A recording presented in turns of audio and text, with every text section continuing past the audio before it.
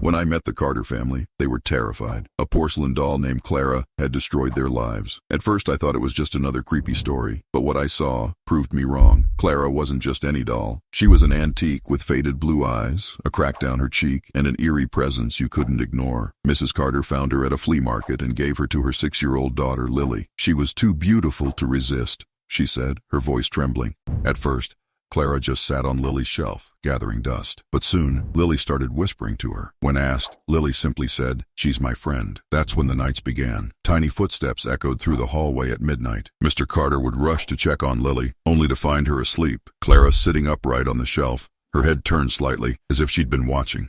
Then it escalated. Chairs scraped across the floor on their own. Lily's toys were found arranged in strange circles. But the final straw? Mrs. Carter woke up one night to find Clara at the foot of her bed, her cracked porcelain face tilted toward her. No one had moved the doll. The family tried everything to get rid of her. They threw her in the trash. But the next morning, Clara was back on Lily's shelf. They burned her in the backyard. Yet hours later, there she was, on the dining table, her eyes darker than before. Desperate, they called a priest. He gripped his rosary tightly as he began the blessing. The air grew cold, and then it came, a scream so loud and unearthly that it rattled the windows. The priest clutched his chest and stumbled back, staring at Clara. She sat on the table, her lips slightly parted, almost as if she were smiling. Fearing for their daughter, the Carters abandoned their home. They left everything behind. Furniture, photos, even Clara. They moved to a tiny apartment across town thinking they were finally safe. But one night, Mrs. Carter heard Lily giggling. She froze. Slowly, she opened Lily's bedroom door, and her heart stopped. There was Lily, sitting on the floor, cradling Clara in her arms. "She found me, Mommy," Lily said, her voice sweet but chilling. "Clara says she'll never let us go."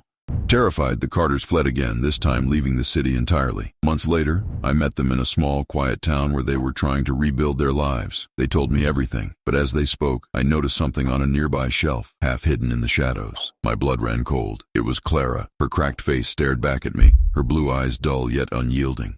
When I pointed her out, Mrs. Carter's face turned white. "We didn't bring her," she whispered, tears welling in her eyes. I left that house with a chill I couldn't shake. The Carters moved again shortly after, and no one knows where they went. But sometimes, late at night, I think about Clara, and I wonder, what would happen if she came looking for me? Some doors are better left closed, because once you open them, they might never shut again.